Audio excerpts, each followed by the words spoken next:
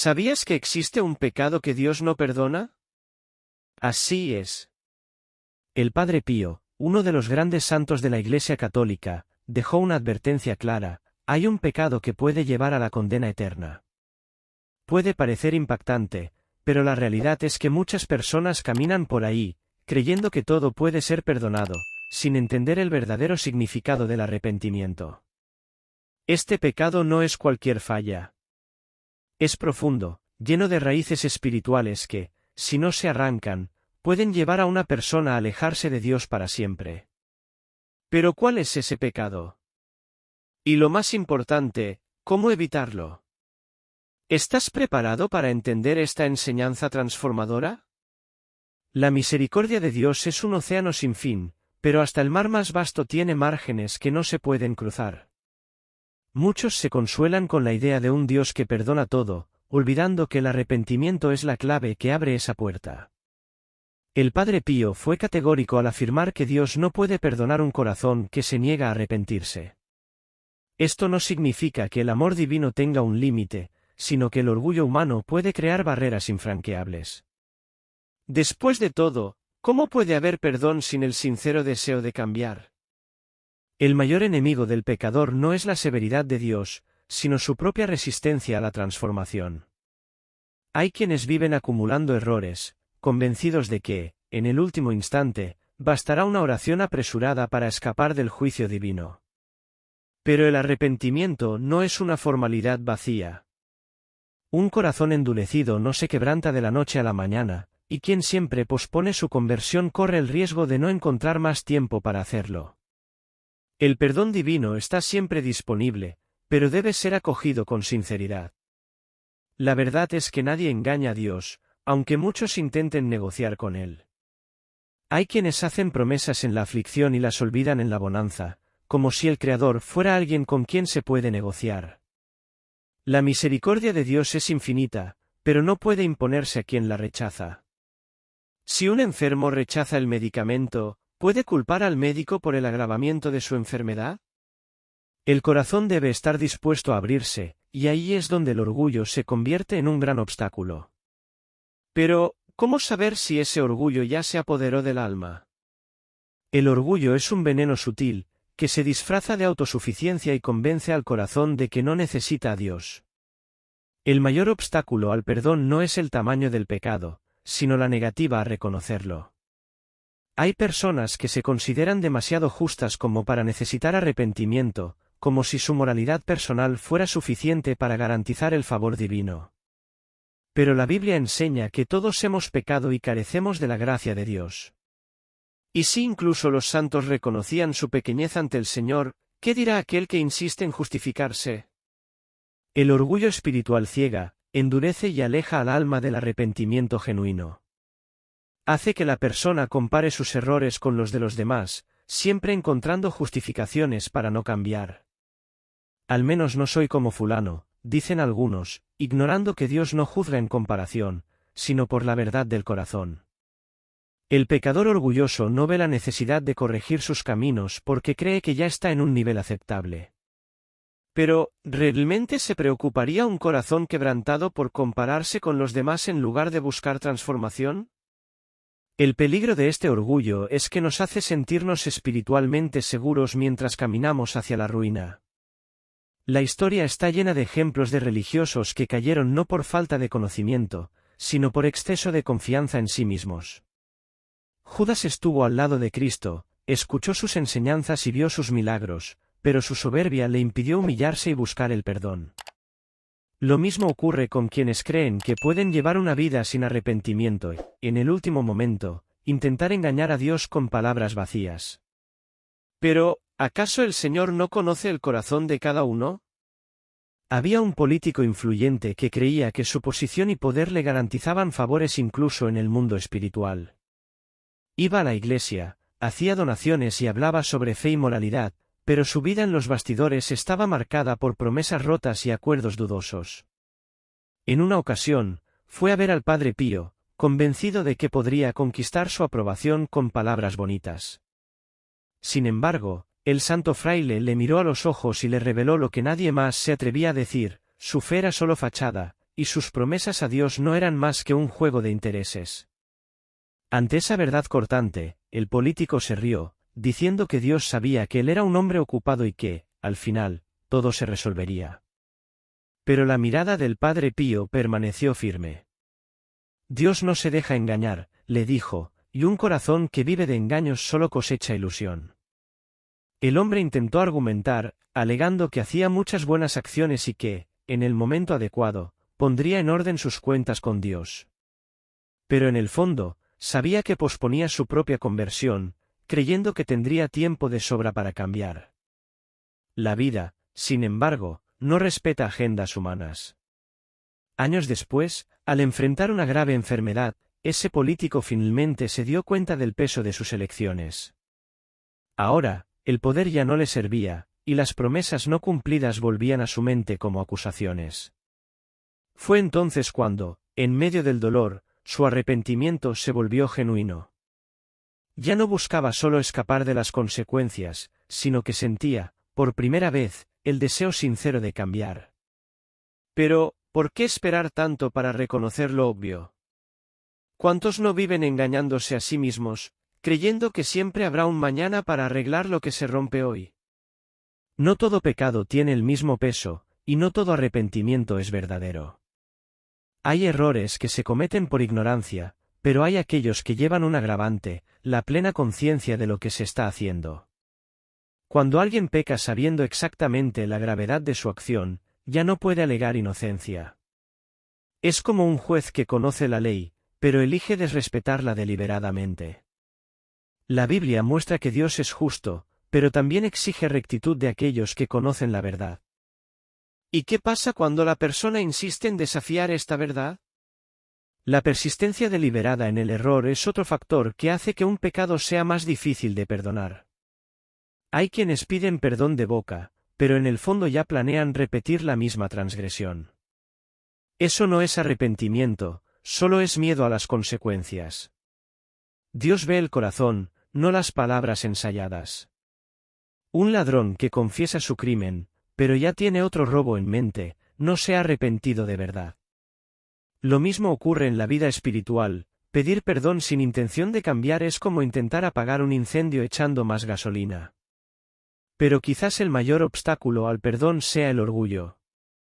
El corazón endurecido no reconoce sus errores, y sin reconocimiento no hay transformación.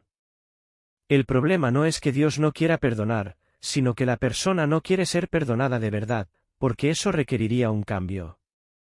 Y así muchos siguen, acumulando pecados y justificando sus acciones, como si el tiempo solo pudiera corregir lo que necesita un arrepentimiento sincero.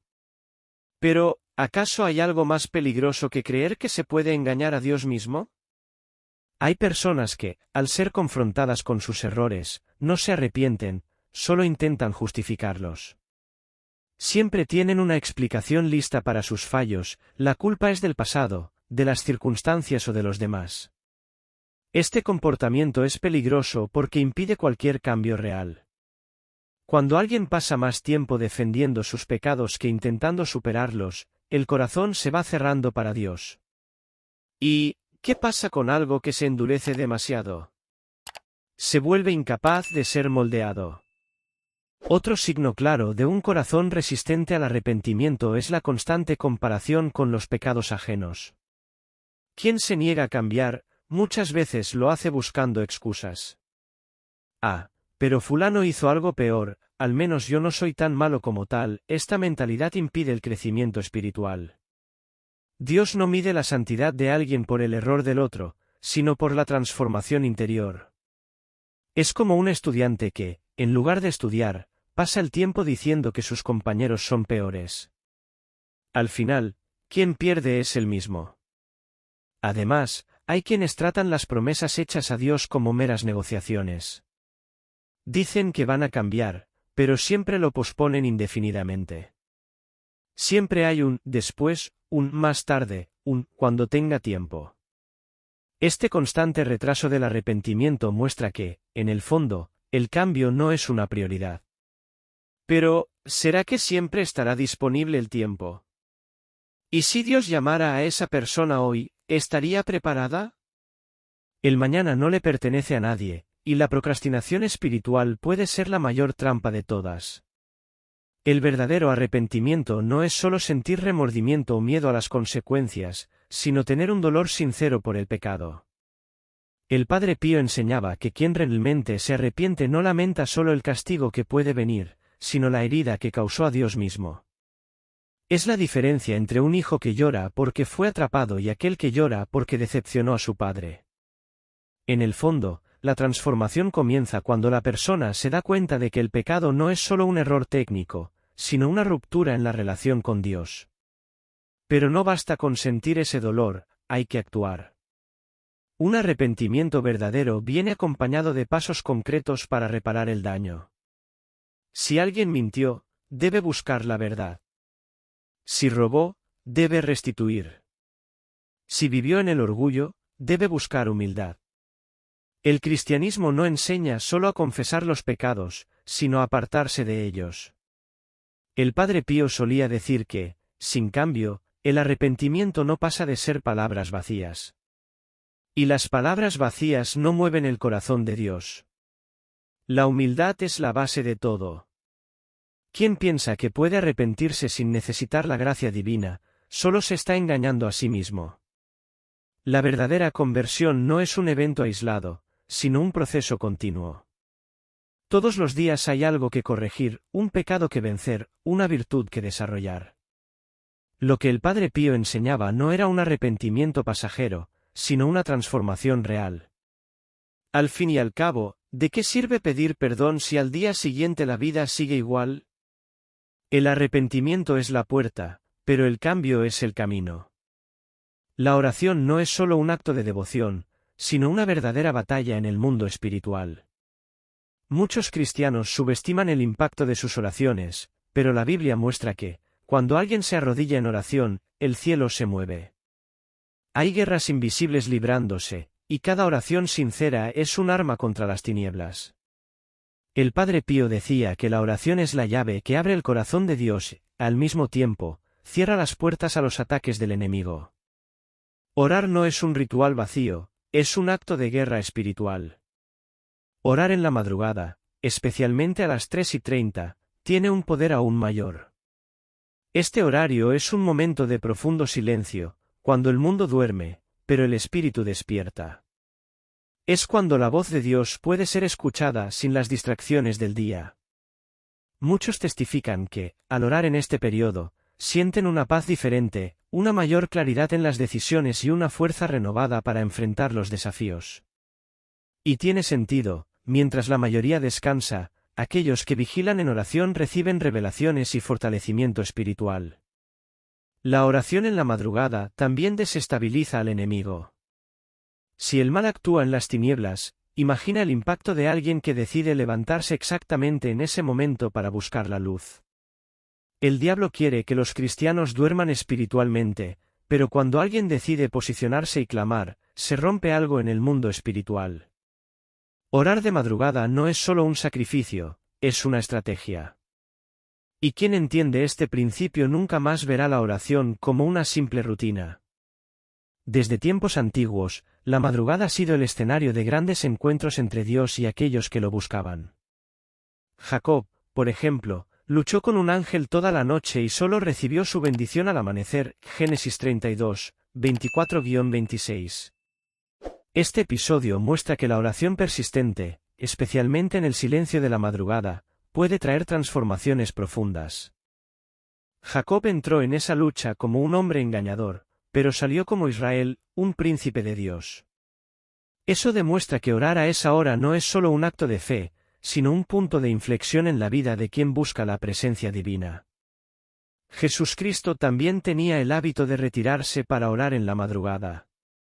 En Marcos 1:35, la Biblia relata que él se levantaba muy temprano, antes de salir el sol, para estar a solas con el Padre. Si el propio Hijo de Dios consideraba crucial esa hora para su comunión con el Padre, ¿cuánto más nosotros, que dependemos completamente de la gracia divina? El silencio de la madrugada permite una conexión más profunda, sin las distracciones del día a día. Quien aprende a orar en ese periodo descubre que la voz de Dios se vuelve más clara y la fe se fortalece de manera sobrenatural. Otro ejemplo significativo es el de Pablo y Silas, que, encarcelados injustamente, comenzaron a orar y alabar a Dios alrededor de la medianoche. Hechos 16, 25-26. ¿El resultado? Un terremoto abrió las puertas de la prisión y liberó no solo a ellos, sino a todos los que estaban alrededor. Este episodio revela que la oración en la madrugada puede romper cadenas, tanto espirituales como físicas. Muchos testimonian que sus mayores liberaciones y respuestas llegaron cuando decidieron buscar a Dios a esa hora. Al fin y al cabo, cuando la noche parece más oscura, es precisamente cuando la luz de Dios brilla con más fuerza. La oración no solo cambia las circunstancias externas, sino que transforma a quien ora.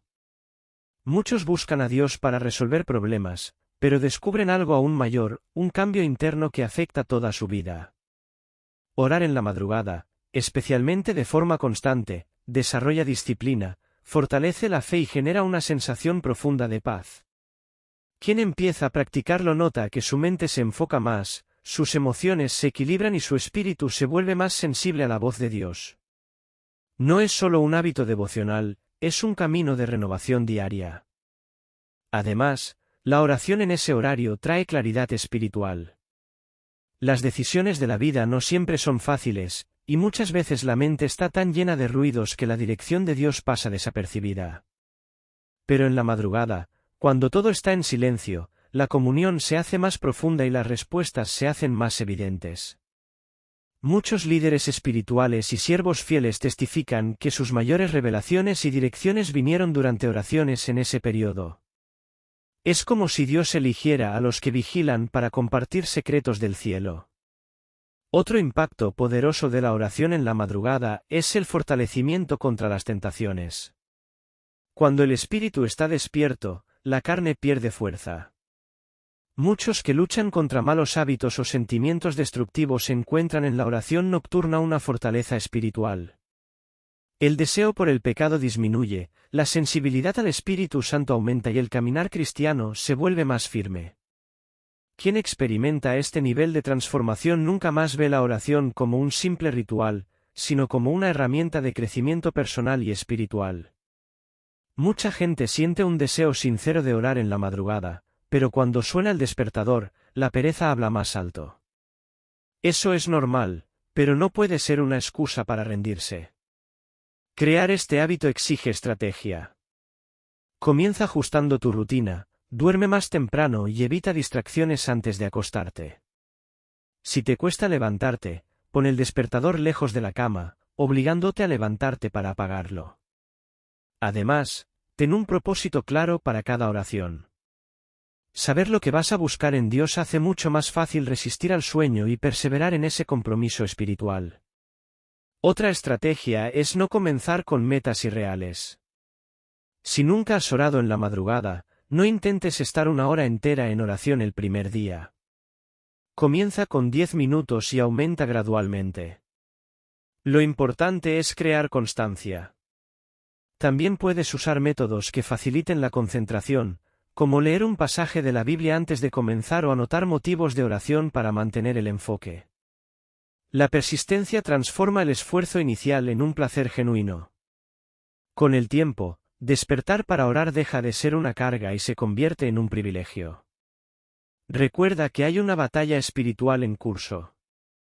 Siempre que decidas buscar a Dios con más intensidad, surgirán obstáculos. El sueño excesivo, las distracciones e incluso el desánimo pueden aparecer como barreras.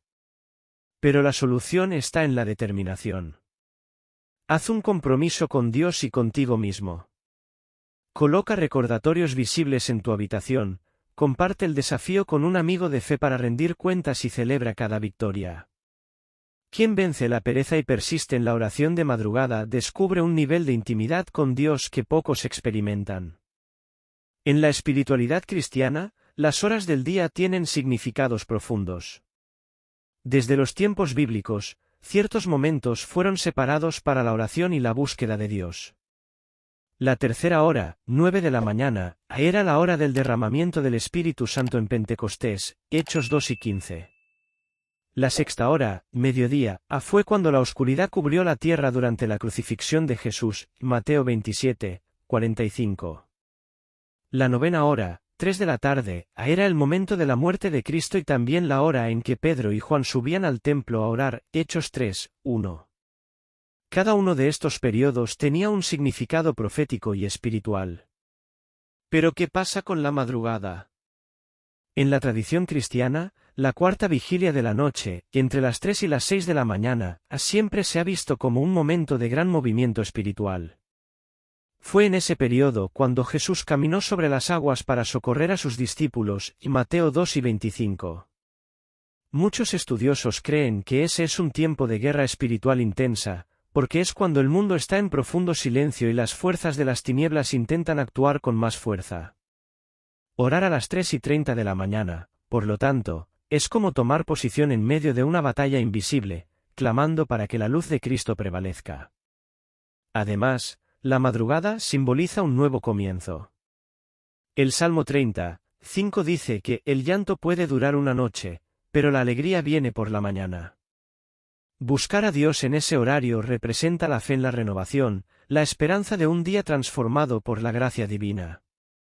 Quien desarrolla el hábito de orar en este periodo se da cuenta de que su percepción espiritual se agudiza, la mente se vuelve más clara y la presencia de Dios se hace más tangible. Es un horario que tiene un simbolismo profundo y una promesa poderosa para aquellos que se disponen a buscarlo. Hay algo extraordinario en el acto de orar de madrugada, especialmente cuando se elige el profundo silencio de esa hora para clamar a Dios. Muchos relatos de fe indican que milagros ocurrieron después de oraciones sinceras realizadas en ese periodo. Esto no es una coincidencia, sino una evidencia del poder de la oración cuando se hace en el momento de mayor intimidad con Dios. La madrugada es cuando el mundo está en silencio, y eso permite una conexión más pura y directa con el Padre. Y al buscar a Dios en ese horario, la fe se fortalece y lo imposible comienza a ser alcanzado. Las Escrituras están llenas de momentos en los que Dios respondió con milagros durante periodos de oración intensa. El ejemplo más destacado es el de Pablo y Silas, que, después de orar en la prisión durante la noche, experimentaron un milagro inmediato, la prisión se abrió, sus cadenas cayeron y la libertad fue restaurada, Hechos 16, 25-26. Pero el milagro no se limitó a lo físico, también tuvo un impacto espiritual profundo, llevando incluso al carcelero a convertirse. Este ejemplo refuerza el poder de la oración en las madrugadas como un medio para liberar milagros no solo personales, sino también para aquellos a nuestro alrededor. Cuando alguien se dedica a orar por la noche, especialmente a las 3:30, está creando un punto de ruptura en el mundo espiritual. Muchos cristianos relatan transformaciones significativas en sus vidas después de este tipo de oración persistente, desde curas milagrosas hasta cambios radicales en sus circunstancias. Lo que ocurre a esa hora no es solo una práctica espiritual común, sino una invasión divina de poder. Las oraciones de madrugada abren puertas, rompen cadenas y atraen el favor de Dios de maneras que el mundo visible no puede comprender. Orar en ese horario es como posicionarse para ser testigo de milagros. El arrepentimiento genuino es una de las claves más poderosas para una vida transformada. Sin embargo, debemos tener cuidado con el falso arrepentimiento, aquel que solo reconoce los errores con palabras, pero no con los actos. Dios no se engaña. Él ve la verdadera disposición del corazón. Cuando le prometemos a Dios y no cumplimos, nuestra fe queda comprometida. El arrepentimiento no puede ser algo superficial, es un cambio profundo que se refleja en nuestras actitudes diarias. Si ya te has arrepentido, ¿qué has hecho para mostrar que tu vida realmente está cambiando? No dejes que el orgullo espiritual sea un obstáculo para la verdadera transformación. A veces justificamos nuestros errores y miramos a los demás para sentirnos mejor, pero esto es una forma de engañarnos a nosotros mismos. El arrepentimiento debe ser personal, un compromiso con Dios de no seguir en los mismos errores. No retrases el cambio. Si hoy sientes en tu corazón que necesitas cambiar, hazlo de inmediato. No esperes el momento perfecto, el mejor tiempo para actuar es ahora. Dios está esperando para ayudarte en este camino de transformación. ¿Ya has hecho promesas a Dios? ¿Cómo las estás cumpliendo? Detente y reflexiona sobre ellas. Si han sido descuidadas, es hora de volver a la fidelidad. El verdadero cambio comienza con un corazón dispuesto a rendirse y obedecer a Dios, sin importar las circunstancias. No permitas que el orgullo o la procrastinación te alejen de lo que Dios tiene para tu vida. Hoy haz la elección de vivir alineado con la voluntad de Dios, y la transformación que buscas será una consecuencia natural de este compromiso. Entonces, ¿qué vas a hacer ahora? ¿Vas a seguir aplazando las cosas o vas a enfrentar finalmente ese pecado mortal que puede estar apartándote de Dios? El arrepentimiento genuino requiere acciones concretas, no promesas vacías. Cuando te comprometas verdaderamente con tu fe y con Dios, la transformación será inevitable. Piensa en las promesas que le hiciste a Él y reflexiona, ¿las has cumplido? ¿Cómo puedes cambiar ahora? La vida es demasiado corta para vivir con el corazón cerrado al arrepentimiento. Comienza hoy el camino hacia un cambio real. Y si deseas seguir aprendiendo más sobre cómo profundizar tu fe y ser más firme en tus principios, suscríbete al canal y activa las notificaciones. No pierdas la oportunidad de cambiar tu vida de manera eterna.